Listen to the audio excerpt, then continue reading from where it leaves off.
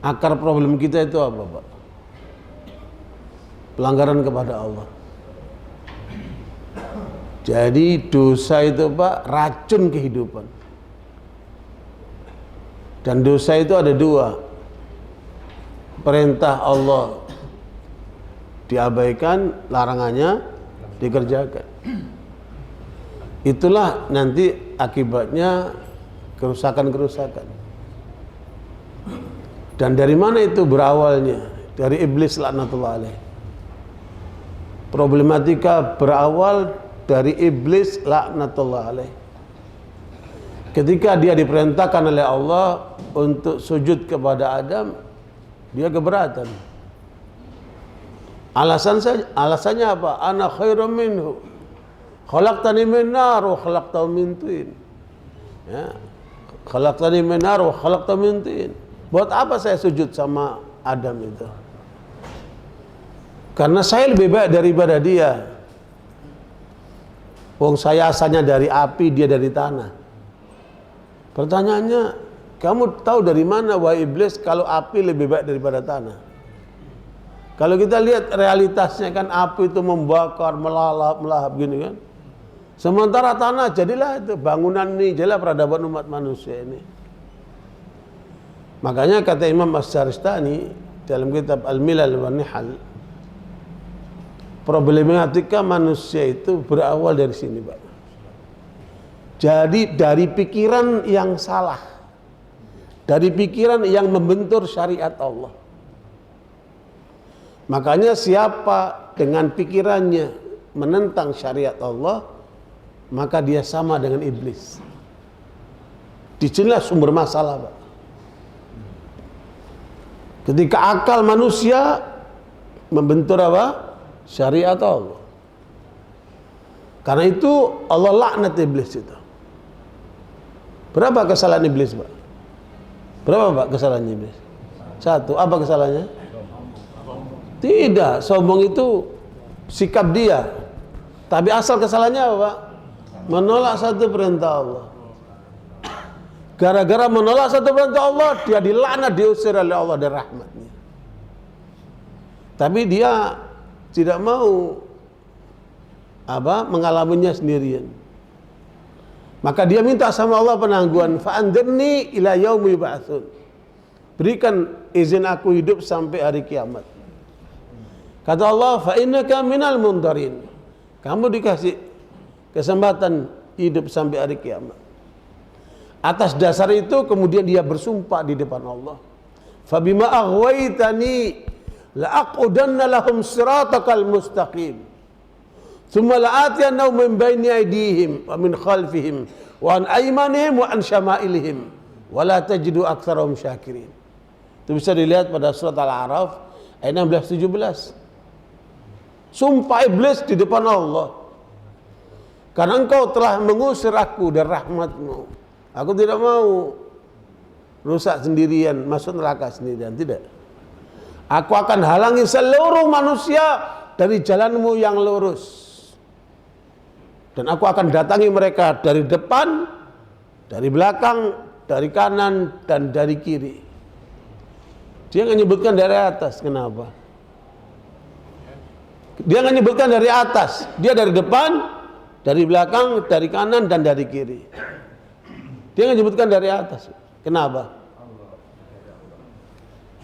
Makanya kalau orang sholat kan menghadap Allah dia. Ya. Inilah problema pertama yang terjadi pada kehidupan ini. Pelanggaran iblis kemudian akan menggoda dari 4 sudut. Dari mana 4 sudut ini, Pak? Apa ini maksudnya, Pak? Ya. Depan, coba tanya anak-anak itu. Kamu masa depanmu apa? Oh, aku ingin jadi insinyur, jadi dokter, jadi pengusaha. Nah, terjebak iblis anak ini. Kalau anak bapak jawabannya seperti itu, dia terjebak oleh iblis. Kecuali bapak yang sadar terhadap godaan iblis ini. Kamu jangan terjerumus dengan masa depan duniamu itu. Karena kamu, masa depanmu adalah surga. Ya. Barakallahu fikum. Makanya godaan iblis terbanyak apa Pak? Urusan apa? Dunia. Bagaimana kita bisa menyikapi dunia? Inilah masalah pertama yang harus kita selesaikan. Kalau kita sadar itu, insya Allah urusannya seperempat urusan hidup sudah selesai. Terus dari belakang, maksudnya apa? Dilalaikan dengan akhirat. Entar kalau udah tua, entar kalau udah pensiun, entar kalau punya kesempatan. Orang yang suka menunda-nunda kebaikan berarti apa Pak? Dia terjebak oleh iblis. Jangan suka menunda kebaikan. Dia akan melalaikan kita dari akhirat Pak. Makanya orang-orang yang lalai itu kan, ya, bahasanya menarik sekali ini. Gunung didaki, lautan diseberangi, masjid dihindari. Ya, masjid dilewati Pak. Subhanallah. Dia bisa ke Eropa, bisa ke Amerika, bisa ke Rusia, bisa ke Cina, tapi ke masjid. Orang-orang seperti ini sudah lalai dengan akhiratnya Pak. Dari kanan maksudnya apa ini? Hei manusia, kamu akan dihalangi dari semua kebaikan. Makanya bangun subuh ke masjid berat tidak? Kenapa berat? Iblis. Tapi kalau ada istri kemudian waktu adzan subuh malah nyelimuti suaminya, iblisnya di situ tuh Pak. Bukan bangunin suaminya malah diselimutin. Berapa banyak orang tua jangan, kasihan biar tidur. Ya. Iblis ini Pak. Makanya Nabi mengatakan alimu auladakum as-salata wa hum abna'u sab'in. Ajarkan anakmu salat ketika umur 7 tahun. Sebelum itu biar aja dia. Kan? Salat dulu yang dekat sama Nabi. Karena itu pemecahan masalah yang utama Ibu. Maka benar tema itu, sempurnakan salatmu, terjawablah seluruh problematika hidupmu. Jadi iblis ini Pak, subhanallah, menjadikan orang itu berat kalau berbuat baik. Tapi yang ke kiri, ini urusan maksiat, urusan dosa, dibuka selebar-lebarnya. Kan? Kalau kamu nggak ngerokok, nggak jantan. Wah, suruh ngerokok terus. Makanya yang lucu, pemilik pabrik rokok itu nggak pernah ngerokok, dia nggak mau ngerokok. Yang ngerokok sama balul-balul itu. Kan? Rugi banget. 70% perokok itu siapa Pak? Orang miskin. Ya, jangan ditipu oleh mereka Pak. Nah, Barakallahu 4 sudut. Inilah sumber problematika manusia. Ya, sibukkan dengan dunia, dilalaikan dengan akhirat, dijauhkan dengan kebaikan, dijerumuskan dengan hasilnya itu banjir, longsor, itu hasil kerja manusia itu Pak. Dhaharal fasadu fil barri wal bahri bima kasabat aydin nas. Terjadilah banjir-banjir itu, longsor itu Pak, korbannya siapa? Rakyat biasa. Tapi yang bikin siapa itu? Segelintir orang. Namanya konglomerat hitam. Ya. Alhamdulillah Presiden Prabowo sudah berhasil mengambil alih lagi 4 juta hektar hutan yang sudah di tangan mereka yang jahat itu. Balikin lagi itu. Berarti selama ini ada kerjasama antara konglomerat hitam dengan pejabat-pejabat yang bejat itu. Kan? Apa kata Menteri ATR Nusron Wahid? Indonesia ini memiliki 70 juta hektar tanah. 70 juta hektar tanah. 46% dari jumlah itu dimiliki oleh 3.500 perusahaan. 3.500 perusahaan dimiliki oleh 50 keluarga. Dan ada satu keluarga punya tanah sampai 1,8 juta hektar. Gila banget tuh. Gimana nggak rusak Indonesia ini? Konglomerat hitam itu. Makanya saya berharap undang itu Profesor Rahmat guru besar di ITS yang tahu banget tentang data konglomerat hitam itu, supaya bicara di sini biar tahu bapak-bapak itu. Di mana rusaknya Indonesia itu. Jadi saya sekalian, begitulah kerja iblis ini. Ya, bukan main Pak, efek kerusakannya itu. Rusak bumi dan langit, sampai langitnya udah bolong Pak. Lapisan ozonnya udah bolong gitu. Ya. Jadi saya sekalian, begitulah awal kerusakan. Dari mana Pak? Dari iblis. Dan dia merusak dari 4 sudut. Kemudian Allah letakkan Adam alaihissalam dalam surga. Surah Al-Baqarah 35-36. Wa ya Adam uskun anta wa zawjukal jannata wa kula minha ragadan haitsu syi'tuma wa la taqrabu hadhihi syajarah fatakuna minadh dhalimin fa azallahuma asy-syaitan fa akhrajahuma mimma kana fi. Hei Adam dan istrimu Hawa, tinggallah kamu di surga, nikmati semuanya kecuali satu pohon ini, jangan kamu dekati. Ya, nanti kamu akan jadi orang zalim, melanggar Allah. Maka mereka dikeluarkan oleh iblis dari surga itu. Akibatnya apa? Karena melanggar satu perintah Allah. Berapa pelanggaran Nabi Adam dan Hawa? 1. Karena 1 itulah dosa dari surga diturunkan ke muka bumi ini. Saya mau tanya bapak-bapak ibu, ada berapa perintah Allah yang bapak-bapak ibu sudah tinggalkan, dan berapa larangan Allah yang sudah dikerjakan? Bisa ngitung nggak? Berapa kali bapak ibu membuat orang tuanya nangis? Berapa kali? Itu pelanggaran nggak itu? Subhanallah. Nakal di sekolahan, ya ngambil mangganya orang, ya subhanallah. Kalau kita lihat ke belakang gitu, ya Allah ngeri gitu. Makanya kita ini tidak ada yang sempurna, Pak. Ya, banyak perintah Allah yang kita abaikan, banyak larangan Allah yang kita kerjakan. Makanya Allah utuslah, kemudian mereka manusia dihadirkan ke muka bumi ini. Dan ini harus tahu Pak, untuk apa kita hidup di muka bumi ini? Dan kita ini Pak aslinya penduduk surga, bukan penduduk bumi ini. Itu asli kita itu.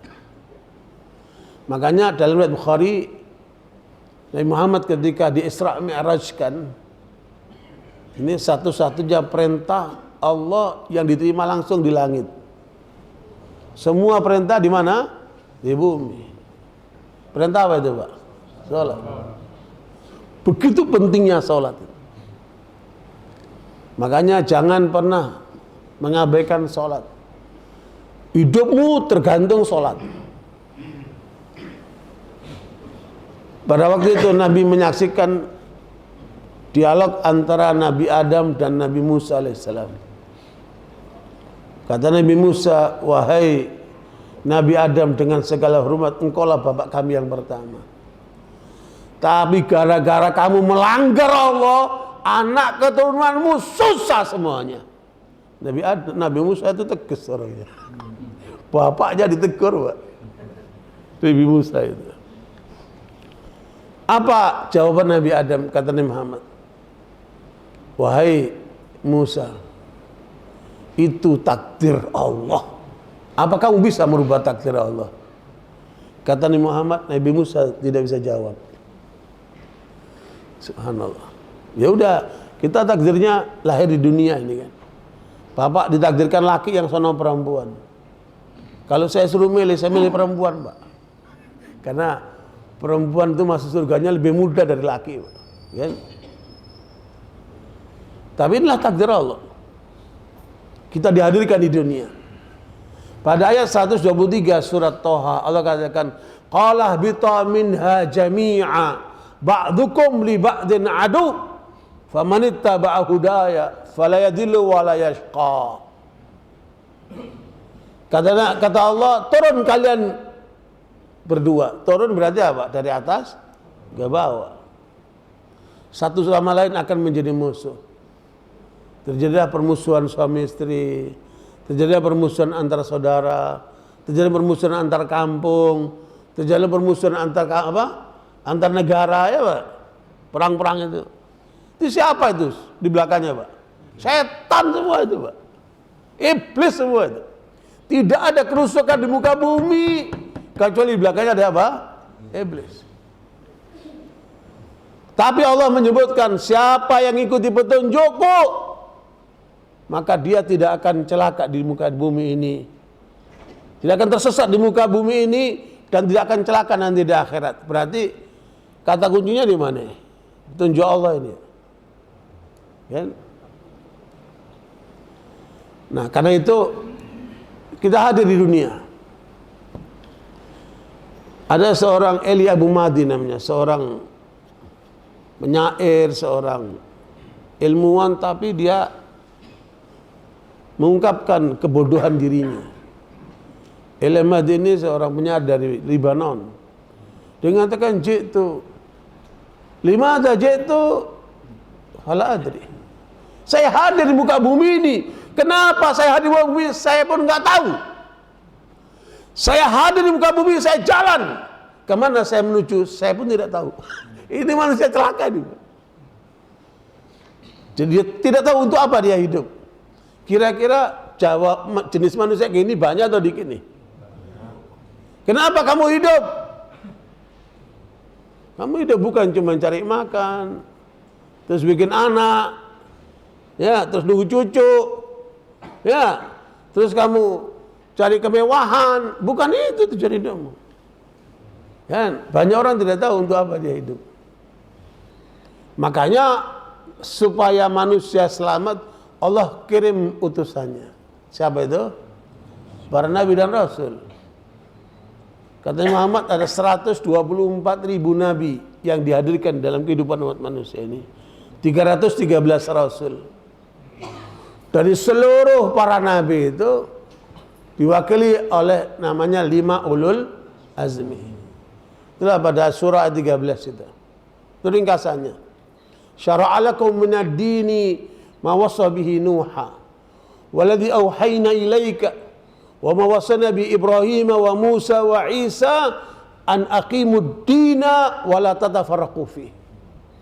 Kabura 'alal musyrikin ma tad'um ilaihi Allahu yashtabi ilaihi ma yasha wa yahdi ilaihi ma yunib. Ada bawa Quran enggak? Yang HP coba dilihat. Apa isinya, Pak? Surat Asy-Syura 13 itu. Itulah misi utama seluruh para nabi dan rasul. Bukan misi ekonomi. Bukan misi politik. Bukan misi sosial. Ya. Bukan misi kemanusiaan. Apa misinya, Pak?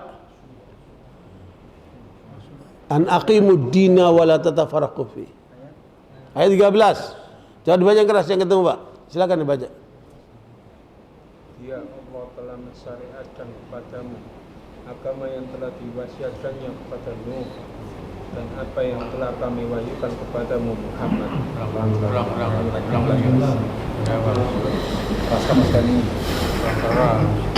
Dia Allah telah mensyariatkan kepadamu agama yang telah diwasiatkannya kepada Nuh dan apa yang telah kami wahyukan kepadamu Muhammad dan apa yang kami wasiatkan kepada Ibrahim, Musa dan Isa, yaitu tetapkanlah agama keimanan dan ketakwaan dan janganlah kamu berpecah belah di dalamnya. Sangat berat bagi orang yang musyrik untuk mengikuti agama yang kamu serukan kepada mereka. Allah memiliki orang yang Dia kehendaki kepada agama tauhid dan memberikan petunjuk kepada agamanya bagi orang yang kembali kepadanya. Itulah misi seluruh para nabi. Ya, dari Nabi Nuh ditutup dengan Nabi Muhammad SAW. Di tengah itu ada Nabi Musa, Nabi Ibrahim, Musa dan Isa. 5 ulul azmi. Apa tugas mereka, Pak? Menegakkan din, menegakkan agama ini. Dan jangan bercerai-berai. Maknanya apa? Harus bersatu. Kalau ada orang di dalam menjalankan agama ini terjadi perpecahan, pasti nggak benar agamanya, Pak. Kalau orang menjalankan agama ini terjadi apa? Pembelahan, perpecah belahan, ya pasti nggak benar agamanya, Pak. Agama menurut apa? Makanya kita di sholat berjamaah. Jangan memisah dari jamaah. Ada orang sholatnya berjamaah tapi dia sholat sendirian. Nah, nggak benar itu orangnya. Kan? Sholat berjamaah, Jumat berjamaah, Id berjamaah. Ya. Luar biasa Islam. Makanya hiduplah yang rapi seperti barisan sholat. Ya. Ikuti pemimpin imam itu kan. Kalau imamnya rokok, rokoklah. Imamnya sujud, sujudlah. Jangan mendahului imam, kan? Cuman sekarang ini hanya di masjid itu. Di luar gimana? Di luar gimana itu? Banyak terjadi pelanggaran yang luar biasa terhadap agama ini. Apalagi tadi ada Bapak kerja-kerja iblis laknatullah alaih. Oke, sekarang kita lihat itu yang pokok itu Pak ya. Tegakkan agama, jangan berpecah belah. Itu menjadi ketetapan Allah untuk seluruh para nabi dan kita sebagai para pengikutnya nih kan. Tapi kemudian iblis tidak suka itu. Kita menegakkan garis lurus itu nggak mau mereka. Maka Allah sebutkan pada ayat 112 surat Al-An'am.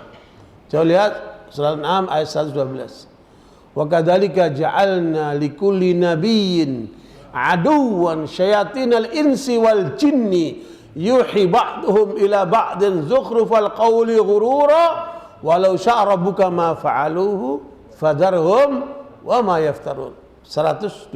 Saya baca Pak.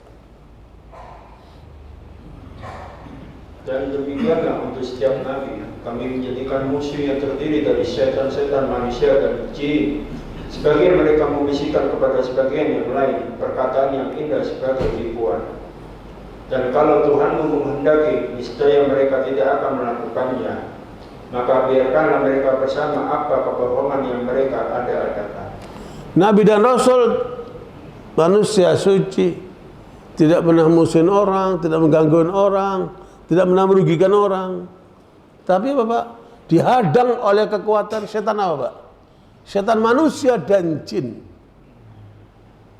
Saya mau tanya, mana yang lebih berat menghadapi setan manusia atau setan jin Pak? Kenapa? Manusia kan kelihatan, jin nggak kelihatan. Manusia ada tidurnya Pak, jin nggak tidur Pak, 24 jam dia. Kan? Bapak jago karate, jago silat. Bapak menghadapi lawan di depan Bapak. Ya, insya Allah bisa mengalahkan semua.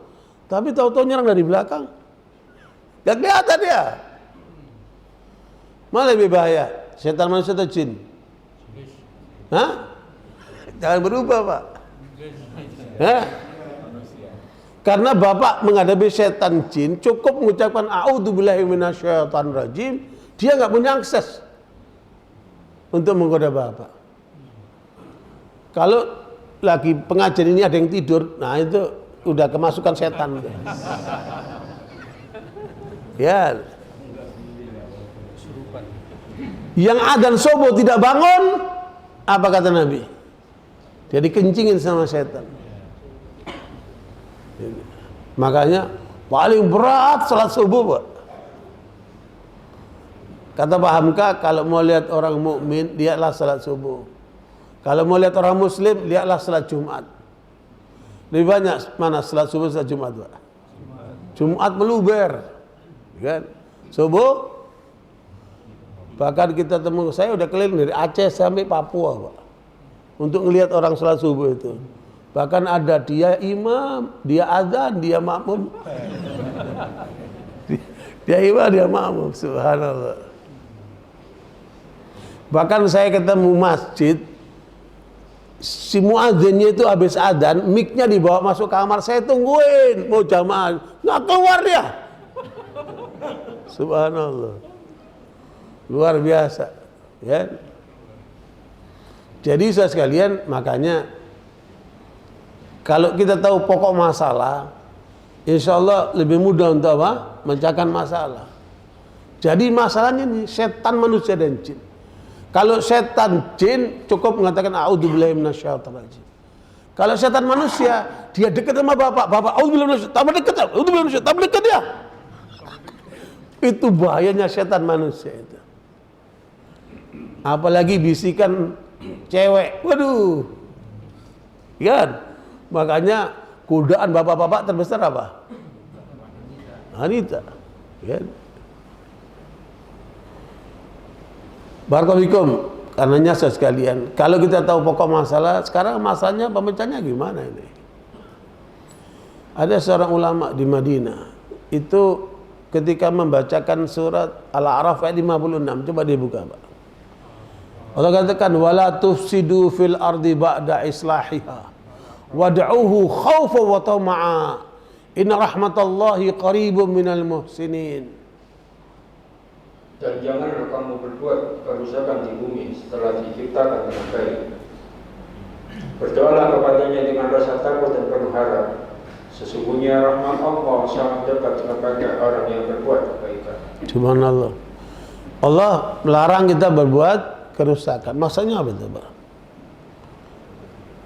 Maksudnya apa? Jangan berbuat dosa. Karena dosa itu, Pak, ngerusak kehidupan, Pak. Bapak punya anak yang wajib Bapak jaga dia, lindungi dia, besarkan dia, sayangi dia, ya, didik dia. Ketika Bapak kasih dia makanan haram, kira-kira anak ini jadi apa nanti? Ya, nanti rusak, Pak. Ya. Ketika Bapak mengasihi ibu yang tidak taat sama Allah kepada anak itu, nanti anak Bapak rusak, Pak. Oleh ibu yang salah itu kan. Luar biasa, Pak. Makanya dosa itu racun kehidupan. Ibnu Qayyim dalam kitab Al-Wabilus Sayyib menyebutkan akibat dosa ada 50 efek negatifnya. 50 perusak daripada satu dosa, apalagi kalau banyak kan. Begitu daya rusak dosa itu. Hati menjadi pepet, pikiran jadi ruwet, muka gak enak. Mukanya apa? Kusut. Badan jadi melemah, semangat hidup berkurang. Itu semua karena dosa semua itu, Pak. Makanya kata Allah, jangan kamu membuat kerusakan, mana jangan berbuat apa? Dosa. Ini ulama ini ahli tafsir, Pak. Dia menjelaskan itu dari Maghrib sampai Isya, sampai terbata-bata dan meninggal di tempat dia lagi ceramah itu, Pak. Saking dalamnya dia pikirin gitu. Kok bisa manusia membuat kerusakan seperti ini? Semuanya sudah dibikin bagus, Pak. COVID-19 itu bikinan siapa itu? Penjahat-penjahat manusia. Karena mereka ingin menghapus manusia yang umurnya 60 tahun ke atas karena sudah dianggap tidak produktif, karena itu beban kehidupan. Coba kalau itu jadi bapak-bapak yang 60 tahun itu. Tapi Allah berkehendak lain, bocor, Pak. Ini kerja besar Amerika sama Cina, Pak. Penelitian itu di Wuhan, 4 laboratorium bocor, Pak. Menyebarlah ke seluruh dunia itu kan. Kenalah yang muda, yang kecil, yang bukan cuma orang tua kan. Itu selamat ini orang tua ini. Subhanallah. Begitulah kejahatan umat manusia ini. Ada namanya apa, Pak? Setan manusia dan jin. Tujuannya apa, Pak? Tujuannya apa mereka membuat kerusakan di muka bumi ini? Ya, surat Fatir yang ke-6. Inna syaitana lakum adu fattakhiduhu aduwa innama yad'u hizbahu liyakunu min ashabin nar. Sungguh setan itu musuh bagimu, maka perlakukanlah dia sebagai musuh. Karena sesungguhnya setan itu hanya mengajak golongannya agar mereka menjadi penghuni neraka yang menyala. Apa misinya, Pak? Masuk neraka rame-rame. Koruptor-koruptor itu sadar nggak? Dia terbawa oleh pengaruh setan. Sadar nggak itu? Konglomerat hitam itu sadar nggak mereka itu jebakan iblis itu? Sadar nggak mereka itu? Pejabat-pejabat yang bejat-bejat itu, yang bikin menderita rakyat yang segini banyak, sadar nggak itu? Kamu mencelakakan bangsamu itu. Sadar nggak mereka itu? Makanya dalam teori ilmu kriminologi, kejahatan itu dari mana awalnya, Pak? Dari mana awalnya kejahatan, Pak? Dari dua saja. Dari niat keinginan yang ada. Kalau dalam bahasa hukum mens rea ini, kan? Karena dia niat, punya kemauan dia. Mau korupsi, mau berbuat jahat, itu ada niat dia. Kalau nggak ada niat nggak terjadi, Pak. Bapak nggak mau korupsi, datanglah uang mau korupsi, mau apa? Memberikan Bapak untuk korupsi. Bapak nggak mau, jadi nggak itu? Nggak jadi, Pak. Berarti sumber kejahatan manusia di mana? Dalam dirinya sendiri. Makanya Rasul mengatakan innamal amalu, coba perbaiki dulu niatmu itu. Karena dari situ semua kejahatan manusia. Dari mana, Pak? Dari niatnya ini. Sumber kejahatan manusia di mana? Di dalam dirinya sendiri. Itu ilmu yang disepakati oleh seluruh umat manusia, Pak. Semua kejahatan berawal dari apa? Dari niatnya, dari keinginannya. Makanya cocokkan keinginanmu dengan keinginan Allah. Urusan beres, Pak. Cocokkan keinginanmu dengan keinginan Allah ini. Perintahnya jalankan, larangannya tinggalkan. Jadilah Anda bertakwa itu. Itu berarti apa? Mencocokkan keinginan kita dengan keinginan Allah. Selamat kita. Jadi awalnya keinginan, ayo Pak, mumpung jabat Pak, ayo Pak kesempatan. Didorong sama iblis betina ini kan, ayo Pak, tambah jadi tuh Bapak. Kan? Kemarin ada jenderal diproses ke pengadilan bintang 3, istrinya bongkar semuanya. Uangnya masuk ke dia, masuk ke rekening sampai masuk salah seorang Gus yang dapat 20 miliar. Ini dibongkar semua, sekarang ditangkap polisi dia. Ya, dari mana mulanya, Pak? Dari keinginan. Ketika punya keinginan, otak merancang. Adalah kesempatan. Dua ini, Pak. Dari keinginan muncul apa? Kesempatan. Kenapa? Otaknya merancang. Otaknya dijahat dia. Makanya dalam Islam itu niat itu yang pertama kali. Kalau niatmu benar, otakmu nanti akan benar. Langkahmu akan benar. Cari kesempatan yang benar. Tapi ketika niatnya buruk, otaknya merancang buruk, kemudian carilah kesempatan dia kan. Jadilah korupsi, jadilah kejahatan-kejahatan itu. Sekarang penjara itu sepi atau penuh, Pak? Ya, bukan cuma penuh, Pak, berjubel. Penjara itu berjubel. Ya, tapi tidak semua salah, Pak, yang masuk penjara itu. Tidak semua salah, Pak. Ya. Makanya orang yang masuk penjara karena Allah, dia nikmat. Ya, dia bisa, Pak, lebih dekat sama Allah. Tapi yang masuk penjara karena melanggar Allah, dia menderita dan hina, Pak. Ya, meskipun asetnya berlimpah ruah, tapi di penjara apa? Menderita dan hina dia. Karena dia peroleh dengan cara nggak benar. Tapi yang masuk penjara karena Allah, ya seperti Nabi Yusuf, ya. Nabi Yusuf masuk penjara nggak salah. Dia dipenjarakan karena supaya informasi tentang perselingkuhan istri polisi itu tidak menyebar, maka dimasukkan dalam penjara Nabi Yusuf. Ya subhanallah. Berapa banyak orang nggak salah di penjara, Pak? Ya? Apalagi masa Jokowi itu jahat, Jokowi mukanya bukan deso tapi jahatnya luar biasa. Ya. Nah, udah nanti tahu jauh depan Allah itu kan. Sampai kata Gatot Nurmantio, kerusakan 10 tahun yang ditinggalkan Jokowi belum bisa akan diselesaikan dalam 100 tahun ke depan. Saking rusaknya di mana-mana itu, Pak. Luar biasa, bikin menderita banyak orang Indonesia itu. Ya, apalagi Umi Boslo itu, naudzubillah min dzalik. Dari situlah semua kejahatan ekonomi itu, Pak. Oke, lanjut, Pak ya. Jadi sumber masalah di mana, Pak? Niatnya nggak beres nih. Terus dia cari kesempatan untuk menjalankan niatnya itu.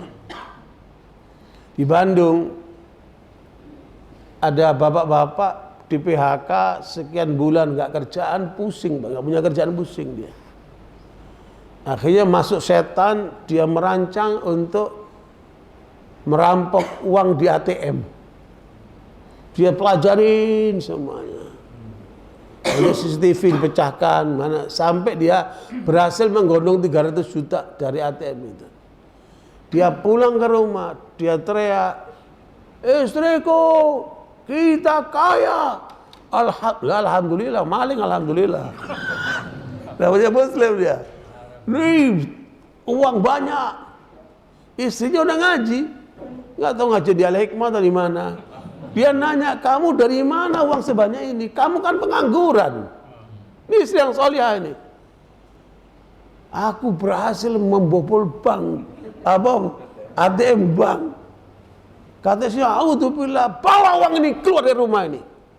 Jangan kamu celakakan kami dengan harta yang haram seperti ini." Coba ini, kalau ada istri kayak gini Pak, bapak suaminya nggak akan korupsi, nggak akan menyimpang itu. Makanya istri bapak suruh ikut pengajian semua itu, kan? Luar biasa. Bingung suaminya Pak. Mau diapakan, uang sudah di tangan. Istri nggak mau. Jangan kamu kasih kami dengan makan haram dan harta haram seperti ini. Karena istri udah ngaji. Siapa yang tumbuh dagingnya dari haram, maka neraka lebih pantas lagi. Dia nggak mau doanya ditolak sama Allah. Dia nggak mau nanti masuk neraka. Dia tahu itu. Makanya dia tolak.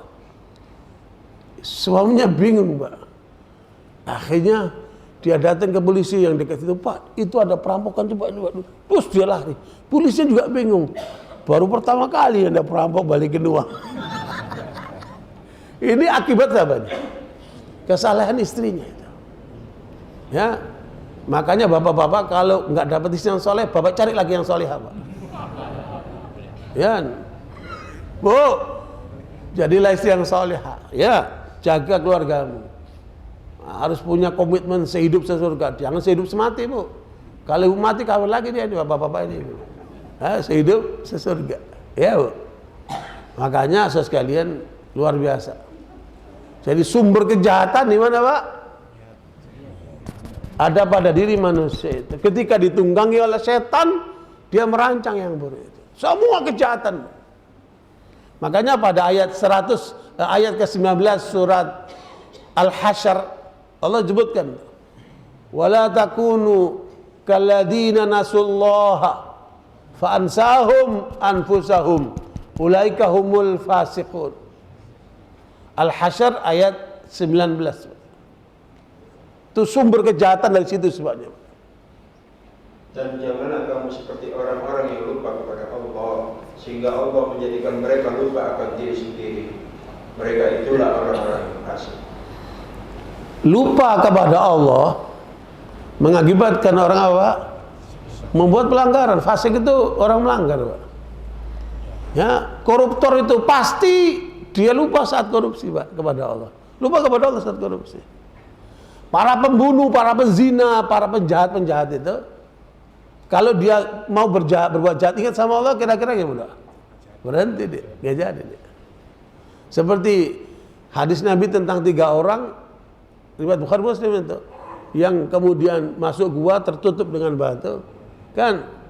Salah satu mengatakan, "Ya Allah, aku sudah berkesempatan untuk berzina dengan sepupuku. Tetapi ketika aku ingat sama engkau, aku hentikan tidak jadi berzina." Maka bukalah batu ini, buka, Allah bukakan. Ya, berarti apa? Kalau orang itu ingat sama Allah, tidak terjadi maksiat. Saya mau tanya, kapan orang itu ingat sama Allah? Ya, salat, benar. Surat Toha ayat 14. "Innani anallah la ilaha illa ana fa'budni wa aqimis salata li dzikri." Lah sekarang kita masuk salat nih. Udah tahu permasalahannya, problematika manusia sumbernya cuma 2. Perintah yang ditinggalkan, larangan yang dikerjakan. Itulah dosa. Sehingga dosa menjadi racun kehidupan. Coba dibuka Pak, lihat surat apa? Toha ayat 14. "Sungguh aku ini Allah, tidak ada Tuhan selain Allah, maka sembahlah aku, laksanakan sholat untuk mengingat Ya. Kata Allah, akulah Allah Tuhanmu yang sebenarnya. Maka beribadahlah kepada aku, kata Allah, dan sholatlah untuk mengingatku. Berarti sholat untuk ingat apa? Di situ ada dua tafsir, Pak. Ayat ini ada dua tafsir. Kalau sholat, jangan ingat yang di luar sholat. Bapak sholat, ingat tagihan. Ya udah nggak khusyuk. Lagi sholat, ingat anak yang sakit. Ya udah nggak khusyuk. Ya, lagi sholat, ingat yang di luar sholat. Kira-kira khusyuk nggak? Nggak akan khusyuk. Maknanya kamu sholat itu untuk ingat Allah. Dari mulai takbiratul ihram, kamu coba pahami apa yang kamu baca. Jaga gerak-gerikmu, jangan berlebihan. Ya, tundukkan dirimu kepada Allah. Pertanyaannya, siapakah orang yang sholat itu, Pak? Orang yang ingat kepada Allah itu siapa, Pak? Siapa, Pak? Hanya orang beriman. Hanya orang beriman, Pak. Surat Ar-Ra'd ayat 28. Alladzina amanu wa tatma'innu qulubuhum bidzikrillah. Ala bidzikrillahi tatma'innul qulub. Dari situ, Pak, awalnya. Ya, masalah manusia itu ada di dalam kalbunya ini. Ketika kalbunya mengingat Allah karena kesadaran keimanannya, sehingga dia akan benar hidupnya. Ar-Ra'd ayat 28, Pak. Sebenarnya tema ini kurang. Sempurnakan sholatmu, terjawab seluruh problematiku. Sebenarnya lebih bagus sempurnakan sholatmu, kamu pasti bahagia. Berarti apa? Lepas dari problematika, Pak. Orang kalau selesai problematika belum tentu bahagia, Pak. Tapi kalau bahagia pasti lepas dari apa? Problematika. Dan nggak mungkin orang nggak punya problematika itu, kan? Apalagi bapak-bapak mukanya banyak masalah begini, kan? Nggak ada orang nggak punya masalah, Pak. Semua kita punya masalah. Yang miskin, yang kaya, yang sehat, yang sakit-sakitan, semua punya masalah kita, Pak. Kan? Tapi bukan masalah yang kita khawatirkan. Ya. Silakan baca. Yaitu orang-orang yang beriman dan hati mereka yang jadi tentram dengan mengingat Allah. Ingatlah hanya dengan mengingat Allah hati menjadi tentram. Berarti siapa ini? Hanya orang beriman. Makanya yang sholat subuh berjamaah, dialah orang beriman itu. Makanya kata Nabi, sholat yang paling berat bagi orang munafik. Orang munafik itu siapa? Orang yang sakit kalbunya. Surat Al-Baqarah ayat 10. Fi qulubihim maradun fazadahumullahu marada. Ya, walahum adzabun alim ma kanu yakdzibun. Surat apa? Baqarah 10, Pak. Dalam hati mereka ada penyakit, lalu Allah menambah penyakit itu, dan mereka mendapat azab yang pedih ketika mereka berdusta. Kalbunya sakit dia. Karena sakit dia dalam keraguan. Makanya paling berat bagi orang munafik itu kata Nabi salat subuh dan isya berjamaah. Subuh sedang enak-enaknya tidur. Isya baru pulang kerja capek. Datang ke masjid salat berjamaah. Dua salat ini yang paling berat bagi orang munafik kata Nabi. Siapa munafik itu, Pak? Muslim di dunia, kafir di akhirat. Orang munafik itu muslim di dunia, kafir di akhirat. Ya. Tuh coba sifat orang munafik itu di Allah terangkan di surat An-Nisa 138 sampai 145, Pak.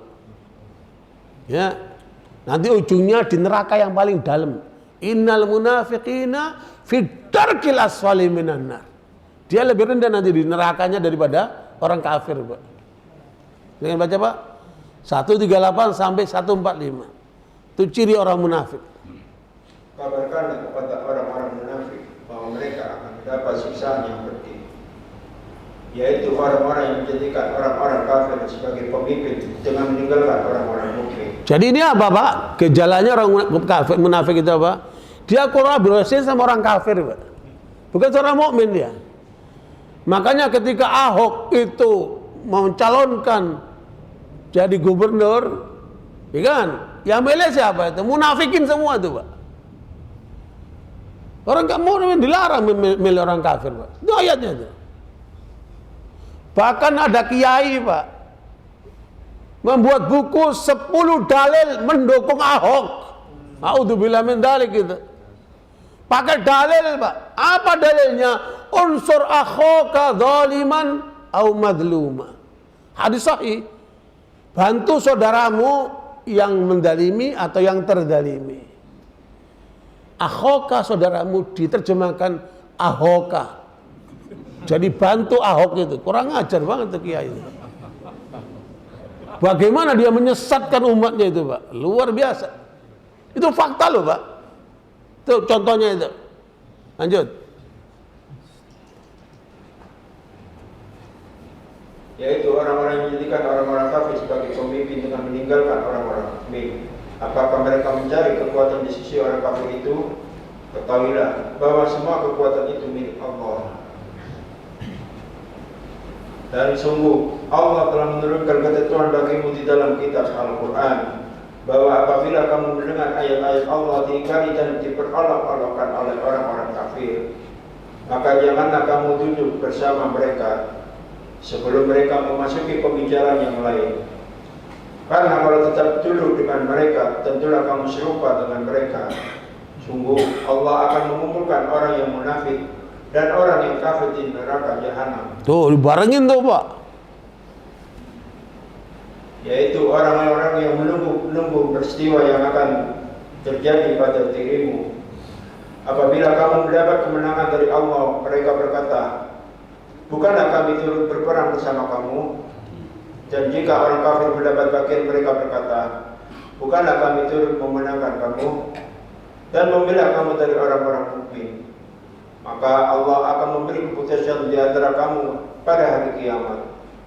Allah tidak akan memberi jalan kepada orang kafir untuk mengalahkan orang-orang yang beriman. Sesungguhnya orang munafik itu hendak menipu Allah, tapi Allah lah yang menipu mereka. Apabila mereka berdiri untuk sholat, mereka lakukan dengan malas. Nah tuh, malas sholatnya, jangan lupa. Siapa yang malas ketika sholat berarti ada penyakit. Ya, adzan lagi. Berat dia adzan. Subhanallah. Hati-hati lah itu, Pak. Bisa terkena dengan kita semua nih, Pak. Hati-hati, jangan sampai malas ketika waktu mau sholat. Karena disitulah penyakit kemunafikan hadir. Terus? Mereka bermaksudnya ingin dipuji di hadapan manusia. Dan mereka tidak mengingat Allah kecuali sedikit sekali. Mereka dalam keadaan ragu antara yang demikian iman atau kafir. Tidak termasuk kepada golongan ini orang beriman dan tidak pula kepada golongan ini orang kafir. Barang siapa dibiarkan sesat oleh Allah, maka kamu tidak akan mendapatkan jalan mereka untuk memberi petunjuk baginya. Wahai orang-orang yang beriman, janganlah kamu menjadikan orang-orang kafir sebagai pemimpin selain dari orang-orang mukmin. Apakah kamu ingin memberi alasan yang jelas bagi Allah untuk menghukummu? Sungguh orang-orang munafik itu ditempatkan pada tingkatan yang paling bawah dari neraka, dan kamu tidak akan mendapatkan seorang penolong pun bagi mereka. Kenapa kita dilarang milih orang kafir, Pak? Orang kafir itu kalbunya mati, Pak. Makanya dalam hidup ini hanya 3 keadaan. Mukmin, orang yang jalannya tegap, tahu dia tujuannya ke arah Allah. Diperintahkan apa saja, sami'na wa ta'na. Itu orang mukmin. Ya, wajib perintahnya dijalankan, larangannya dia tinggalkan. Itu orang mukmin. Dia tegak lurus menuju Allah. Tapi orang kafir, dia jalannya terbalik. Kaki di atas, kepala di bawah. Lah, ke orang gini diikutin. Coba Bapak dari sini ke masjid Al-Akbar itu. Bapak jalan terbalik, kaki di atas, kepala di bawah. Nyampe nggak? Lagi tua-tua begini kan, udah setengah abad begini, itu aja jatuh dia. Ya? Itu orang Allah sebut orang kafir itu, dia jalannya terbalik, Pak. Kok diikutin? Siapa anakmu namanya? Maradona, audzubillah. Siapa anakmu? Messi, audzubillah. Hatta namanya nama orang kafir.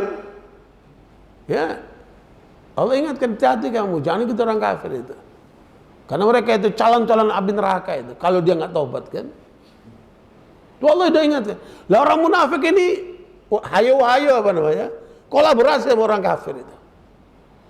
Makanya pada ayat ke-9 surat At-Tahrim, Allah perintahkan kepada Muhammad SAW dan kepada kita semuanya, ya ayuhan nabi, jahidil kuffara wal munafiqina waghlad alaihim wa ma'wahum jahannam wa bi'sal masir. Itu perintah Allah kepada Nabi itu, bukan main itu, Pak. Perintah hukumnya apa? Wajib. At-Tahrim ayat 9, Pak. Jadi kejahatan manusia dari dua ini, Pak. Kaum kufar munafikin, inilah kejahatan manusia yang terjadi.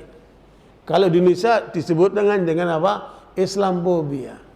Orang Islam tapi nggak mau Islam, Mbak. Kalau orang kafir nggak mau Islam itu normal. Tapi ini orang Islam nggak mau Islam, Mbak. Orang-orang munafik inilah yang perusak yang namanya musuh dalam selimutnya mereka ini, Pak. Coba lihat, baca itu. Wahai Nabi, perangilah orang-orang kafir dan orang-orang munafik dan bersikap keraslah kepada mereka. Tempat mereka adalah neraka. Tempat mereka adalah neraka jahanam dan itulah seburuk-buruk tempat kembali. Siapa yang nangkepin barada itu? Yang nangkepin ulama siapa itu? Hah? Muslimin. Tapi dapat perintah dari mana? Dari kufar. Kok bisa tega-teganya mereka melakukan itu, Pak? Nah itu, karena apa? Imannya rusak dia. Ya, kalbunya sakit dia. Yang ngasih perintah kalbunya mati dia, kafir itu mati kalbunya, Pak. Yang hidup kalbunya siapa? Orang mukmin. Dia nggak akan rela menghukum orang yang nggak bersalah gitu kan. Tapi mereka lakukan dengan tega-teganya itu, Pak. Luar biasa kan? Begitu jahatnya munafikin ini. Yang kita kenal dengan apa? Islam fobia. Anti-Islam ya. Muslimin tapi anti-Islam. Kalau kita lihat di dunia apa? Perpolitikan, bahwa akan ketemu manusia-manusia seperti itu. Mungkin di dalam, di bawah ini nggak kelihatan, sono kelihatan banget. Makanya untunglah Bapak tinggal di daerah-daerah ini. Nggak kelihatan kayak gitu penjahat-penjahat itu ya. Luar biasa, Pak. Nah, barakallahu. Makanya kalau orang itu sadar, jadilah orang mukmin yang tegap. Orang kafir jalannya terbalik, akrobatik. Orang munafik jalannya satu kaki, Pak. Coba ayatnya apa itu? Supaya tergambar nih, manusia supaya tergambar. Siapa yang jalan normal itu orang mukmin, siapa yang jalan terbalik itu orang kafir, siapa yang jalan dengan satu kaki, jempalitan. Mana sampai tujuan dia? Tuh surat Al-Mulk ayat 22. Afama yamshi mukibban ala wajhi ada amma yamshi sawiyan ala siratal mustaqim. Itu beda orang kafir sama mukmin. Apakah orang yang berangkat dengan wajah tertelungkup yang lebih terpimpin dalam kebenaran, ataukah orang yang berjalan tegap di atas jalan yang lurus? Silakan dinilai sendiri. Orang jalan terbalik dengan orang jalan normal. Ya, saya tinggal di Australia, Pak. Lihat, ya Allah, kasihan orang kafir ini. Jalannya terbalik, Pak. Minum minuman keras, main judi, main perempuan, main begini. Di sana nggak ada orang miskin, Pak. Nggak ada orang miskin, Pak.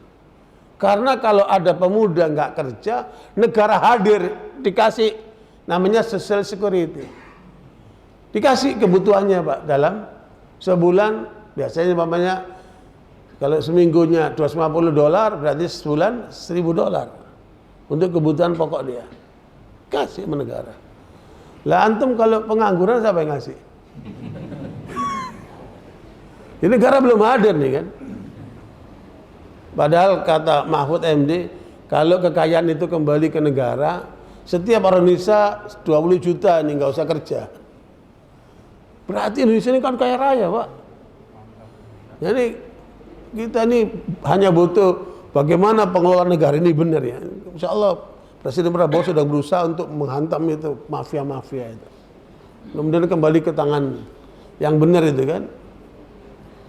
Jadi sekalian, itulah gambaran orang kafir itu. Terbalik. Dan jangan kira kalau Bapak tahu politik, tidak ada politik di Indonesia kecuali ada kaitan dengan luar, Pak. Makanya kalau saya tanya Bapak, siapa yang jadikan Jokowi itu presiden? Bapak akan sulit mendapatkan jawabannya. Kok bisa se-Indonesia diprank sama Jokowi itu? Nah, siapa dia? Memang kurang orang pintar Indonesia. Kok bisa diprank? Mana profesor-profesor itu? Mana dokter-dokter itu? Mana jenderal-jenderal itu? Kok bisa orang seperti ini jadi presiden itu gimana itu? Ya, diprank semua. Tapi itu dirancangnya di Surabaya, Pak. Tempat bapak-bapak itu kan. Ya udahlah itu masa lalu lah, kan. Tapi efeknya dahsyat sampai sekarang. Makanya sedang dihujat banyak orang itu. Rakyatnya itu kan. Nah, orang munafik jalannya satu kaki. Surat Al-Hajj ayat 11, Pak. Wa minan nasi man ya'budullaha ala harf. Fa in asaba al-khidmatna bih wa in asabatu fitnatun qalaba ala wajhi khasira ad-dunya wal akhirah dzalika huwal khusranul mubin. Ini orang munafik ini jalannya jempalitan satu kaki. Al-Hajj ayat 11. Ya, yang lain yang lebih ketemu duluan silakan, Pak, supaya waktu cepat.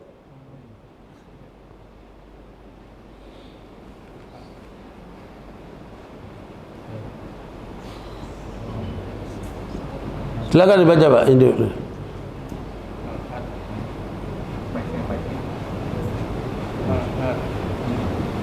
Itu udah ketemu lah. Kasih apa dia ketemu dulu. Dan di antara manusia ada menyembah Allah hanya dengan di tepi. Maka jika dia memperoleh kebajikan dia merasa puas. Dan jika ditimpa suatu cobaan dia berbalik ke belakang. Dia rugi di dunia dan di akhirat. Itulah kerugian yang nyata. Lu orang munafik jalan satu kaki. Pak, kaidah hidup apa? Orang bilang namanya sunnatullah, ya kan? Itu aksiomatik dalam hidup ini. Nggak ada orang seneng terus, nggak ada orang susah terus. Tapi orang munafik itu maunya seneng terus, Pak. Nggak mau susah dia. Dia jalan satu kaki. Maka jangan ikuti orang munafik itu. Nggak akan sampai tujuan dia. Saya mau tanya bapak-bapak, bapak lebih milih seneng baru susah atau susah terus seneng? Kaya kemudian miskin, miskin terus jadi kaya, mana bapak pilih? Miskin saya. Hah? Ya, itu satu sunnatullah. Makanya kemarin saya ketemu sama orang di Jakarta. Umurnya 86 tahun, tapi muka orang itu wajahnya berseri. Dan dia cerita, saya udah periksa ke dokter, nggak ada penyakit. Terus apa resepnya Pak? 5. Bagus juga nih buat pelajaran. 5S kata dia, 5S. S yang pertama syukur. Semua nikmat harus disyukurin. Itu dari Allah, bukan karena kehebatan kita. Yang kedua sabar, naik keseimbangan nih. Kalau lagi diuji sakit, diuji gak punya duit, diuji susah, sabar, kan? Yang ketiga apa? Sholat. Sholat, Pak, disebutin sholat sama dia. Yang keempat apa? Silaturahmi. Yang kelima apa? Semangat. Jangan loyo, semangat. Saya tambah satu, kurang satu lagi, Pak. Salam, damai. Bapak kalau dapat 6 ini tadi rukun Islam, rukun iman, Pak. 6S ya. Ingat-ingat tuh, apa tadi? Syukur, sabar, salat, silaturahmi, semangat, salam, damai. Hidup nikmat insyaallah. Jangan jadi orang kayak munafik tadi itu kan. Nah, hidup ini lihatlah dengan 3 pandangan ini, Pak. Yang satu hidup normal, yang satu hidup terbalik, yang satu kaki. Kira-kira jelas kan? Nah, siapa yang jalankan sholat, Pak? Hanya orang mukmin. Dan Allah tekankan 2 sholat, Pak. Ya, surat Al-Baqarah 238. Hafidhu ala sholawati was sholatil wusta wa qumu lillahi qanitin. Peliharalah semua sholat dan sholat wusta, dan laksanakan sholat karena Allah telah khusyuk. Bapak kalau hitung jumlah ayat itu Berapa huruf kanan, berapa huruf kiri, terus tengah-tengah sholat. Itu seimbang, Pak. Dan sholat wusta itu tengah-tengah. Itu sholat apa? Sholat asar. Kenapa sholat asar ditekankan, Pak? Karena Allah membantu kita, Allah dukung kita dengan kehadiran malaikat. Kata Nabi, yata'aqabu alaikum malaikatul laili wan nahar. Kalian itu dikawal oleh malaikat-malaikat malam dan malaikat siang. Malaikat malam hadir waktu asar. Makanya jangan ketinggalan sholat asar. Coba ya, jamaah. Hadir malaikat pada waktu sholat asar. Kemudian dia jaga kita sampai adzan subuh. Nah itu, sholat yang kedua ditekankan sholat subuh. Surat Al-Isra ayat 78. Aqimis sholata liduluki syamsi ila ghasaqil laili wa qur'anal fajr. Inna qur'anal fajri kana mashhuda. Laksanakan sholat sejak matahari tergelincir sampai gelapnya malam, dan laksanakan pula sholat subuh. Sungguh sholat subuh itu disaksikan oleh malaikat. Subhanallah. Makanya jangan sampai kelewatan sholat subuh. Ya, malaikat malam lapor tentang keadaan kita dan Allah Maha tahu apa yang terjadi dengan kita. Kemudian malaikat subuh sampai asar dia menjaga kita. Gratis, Pak. Ya, nggak pakai bayar itu. Makanya kalau ada Bapak keinginan yang baik itu inspirasi dari malaikat itu, Pak. Kalau ada keinginan buruk itu ada jin yang ada dalam diri Bapak. Bapak ada jinnya nggak, Pak?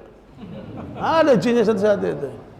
Yang tidur-tidur itu sudah terperangkap jinnya itu kan. Itu hadis Muslim, Pak. Setiap orang ini ada satu jinnya kata Nabi. Nabi ditanya, bagaimana dengan engkau ya Rasulullah? Ada jin pada diriku, tapi Allah membantu aku menundukkan jin ini. Jadi tugas Bapak menundukkan jinnya. Dalilnya mana? Surat Az-Zukhruf ayat 36. Wa may ya'shu 'an dzikrir rahmani nuqayyid lahu syaitanan fahuwa lahu qarin. Itu jin qarin itu, Pak. Kalau orang sudah punya keinginan yang buruk, punya pikiran-pikiran negatif, nah jinnya itu yang bereaksi dalam diri orang itu, Pak. Nah. Dan barang siapa berpaling dari pengajaran Allah yang Maha Pengasih Al-Quran, kami biarkan setan menyesatkannya dan menjadi teman karib. Siapa itu? Qarin. Makanya dalam diri manusia ini ada tarik menarik kebaikan dan keburukan kan. Kita dibantu oleh Allah dengan malaikat. Cuman banyak orang nggak sadar. Nah, jaga itu sholat asar dan subuh. Insya Allah aman kita bersama malaikat kan. Baik, sekalian, karena sholat menjadi penentu kualitas manusia mukmin. Makanya Rasulullah dihadirkan untuk menerima perintah itu. Jadi kapan sholat itu diperintahkan, Pak? Tahun ke-11 kenabian. Jadi Nabi Muhammad SAW pertama mendakwakan Islam itu hanya untuk mengajarkan tauhid pada umat Islam. Ya ayyuhan nas qulu la ilaha illallah tuflihu. Katakan la ilaha illallah kalian akan sukses. Itu 11 tahun, Pak. Dalam 11 tahun itu turunlah 86 surat Makkiyah. Ya, surat Makkiyah itu surat-surat yang turun di Mekah untuk menguatkan akidah. Terutama surat Al-An'am. Makanya kalau bisa di masjid ini kajilah surat Al-An'am. Suruh salah satu ustaz terangkan itu apa itu surat Al-An'am. Itu surat akidah, Pak. Para ulama menyebut surat akidah itu, surat Al-An'am itu. Dihantar 70.000 malaikat. Surat Al-An'am itu. Makanya setelah Rasulullah wafat, yang berhak menerima kepemimpinan Nabi siapa? Tidak ada orang Madinah, Pak. Semua yang berada dari Mekah. Abu Bakar, Umar, Utsman, Ali itu semua dari Mekah, Pak. Karena mereka akidahnya sudah tertempa.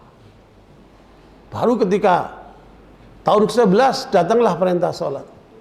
Kata Imam Sufyan bin Uyainah, Sufyan bin Uyainah ini gurunya Imam Syafi'i. Ulama tabi'ut tabi'in. Al-Imam Al-Ajuri dalam kitab Asy-Syarah yang menukil pernyataan Imam Sufyan bin Uyainah.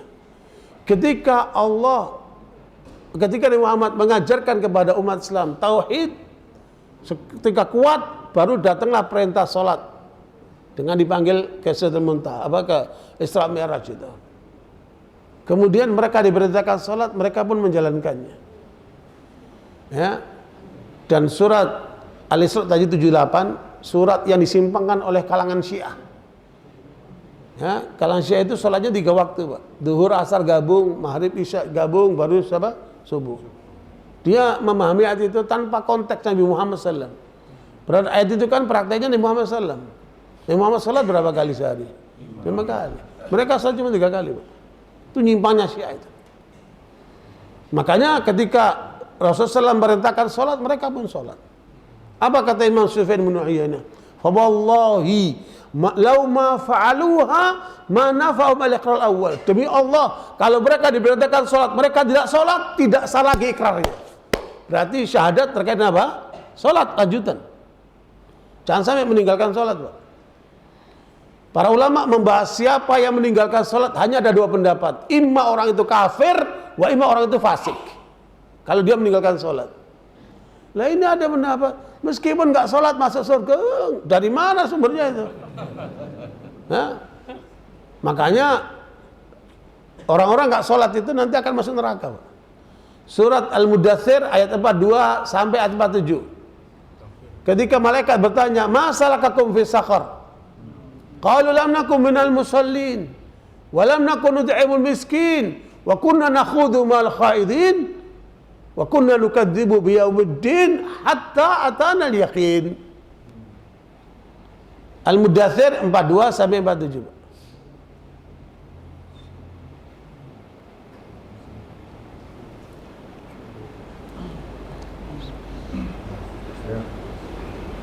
Pak, bercepat pulang, Pak.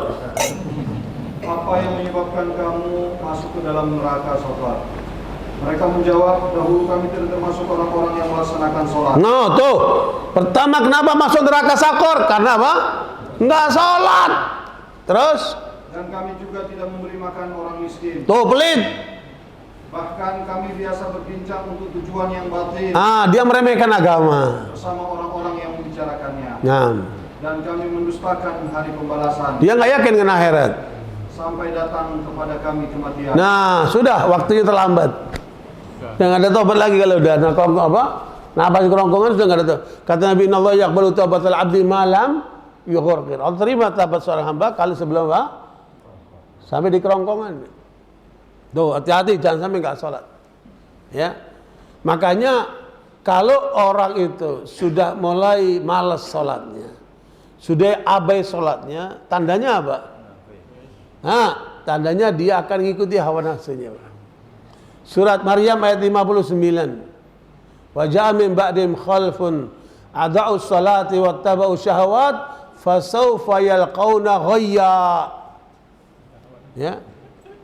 Kemudian datanglah setelah mereka pengganti yang mengabaikan sholat dan mengikuti keinginannya, maka mereka kelak akan tersesat. Pak, bukan tersesat itu. Neraka hoi. Ya, itu orang yang nggak sholat, ngikuti hawa nafsunya, maka dia akan masuk neraka hoi. Ya, neraka hoi itu neraka yang khusus untuk orang yang abai dengan sholatnya. Ya. Kadang sholat, kadang enggak itu. Ya, makanya akan masuk neraka hoi. Kenapa? Dia terbawa kepada hawa nafsunya. Hanya dia korupsi, dia berzina, dia mencuri, dia melakukan tindakan-tindakan pelanggaran itu kan. Naudzubillah min dzalik. Makanya hanya orang mukmin yang sholatnya khusyuk. Surat Al-Mu'minun ayat 1 dan 2. Qad aflahal mu'minun alladzina hum fi sholatihim khashi'un. Ya. Sungguh beruntung orang-orang yang beriman, yaitu orang-orang yang khusyuk dalam sholatnya. Pak, di antara khusyuk itu adalah ketika membaca dalam sholat, bacaannya itu tidak cepet-cepetan, Pak. Bismillahirrahmanirrahim. Berhenti. Alhamdulillahirabbil alamin. Berhenti. Ar-Rahmanirrahim. Maqta. Itu cara Nabi mengajarkan kita sholat. Sementara banyak orang sholat itu di Blitar itu ada orang sholat 23 rakaat tarawih 7 menit. Gimana mau khusyuk? Makanya ketika Gus Dur ngundang pimpinan Muhammadiyah, Buya siapa namanya? Bukan ini yang pakai Vespa itu, Air Bahruddin. Ya, untuk khutbah ceramah Ramadan di depan orang NU. Ketika selesai ceramah, Gus Dur minta Pak R silakan jadi imam. Ya jadi imam, orang Muhammadiyah ngikuti Nabi. Bacanya cepat ya. Bacaan lambat ya. Sampai jam 9 baru 8 rakaat. Biasanya masyarakat setengah 9 udah selesai. Ini jam 9 masih 8 rakaat. Kemudian Pak R balik ke belakang. Mau sholat 11 rakaat atau 23? Jamaahnya 11. Pikirannya kalau 23 kapan selesainya? Gus Dur ketawa senyum aja. Iya, Pak, sholatnya khusyuk jangan lupa Pak. Bacaannya jangan cepet-cepetan, jangan keburu-buru. Gitu, nikmati tuh sholat tuh. Jadi tadi ada dua, apa tadi? Tafsirnya. Sholatlah kamu untuk ingat aku ketika kamu sholat, ingatlah Allah. Yang kedua, kalau kamu lupa, ambil wudhu, sholat. Makanya Nabi kalau ada masalah ngapain? Sholat. Kata Nabi, wa ju'ilat qurratu aini fis sholat. Nikmat hidupku itu ada dalam sholat, kata Nabi. Kalau kita tidak bisa menikmati sholat, berarti ada masalah dengan kita. Masalah dengan keimanan kita. Ayo kita nikmatin tuh sholat. Kan? Makanya mungkin lain waktu bahaslah itu tentang bagaimana sholat khusyuk itu. Orang kalau sholat banyak gerak-gerak begini, itu pasti sholatnya khusyuk, Pak. Karena kalau orang itu sholatnya khusyuk, pasti apa? Nggak banyak gerak, dia tenang dia. Namanya tumanina kan. Para sahabat Nabi itu kalau sholat seperti tiang, Pak. Sehingga kalau ada burung nempel di kepalanya, burung itu nggak terbang, dikiranya tiang. Ya? Kalau kita sholat umur kan, itu tandanya nggak khusyuk itu. Ya? Bahkan Urwah bin Zubair itu ketika akan diamputasi kakinya, ya karena apa? Mungkin diabetes lah sekarang ya. Dulu kan masih belum ada anestesi kayak kita kan. Itu Pak dipotong ketika dia dalam sholat tanpa anestesi, Pak. Dipotong ketika saya sholat. Saking betapa khusyuknya sholatnya itu kan. Ketika digergaji gerak tulangnya pisang dia. Ya, subhanallah. Kita ada nyamuk aja, udah umek aja. Ya. Makanya ini harus kita latih, Pak. Kita latih supaya apa? Sholat khusyuk, dan itu sangat tergantung dengan apa? Keimanannya. Saya kira itu kalau diteruskan nanti Bapak nggak pulang-pulang. Mungkin ada tanya jawab, 1, 2, sudah tutup. Atau dirasa cukup? Ya alhamdulillah. Barakallahu, semoga bermanfaat. Kita tutup dengan doa kafatul majlis. Subhanakallahumma bihamdika asyhadu an la ilaha illa anta astaghfiruka wa atubu ilaik. Mohon maaf atas segala kekurangannya. Wassalamualaikum warahmatullahi wabarakatuh.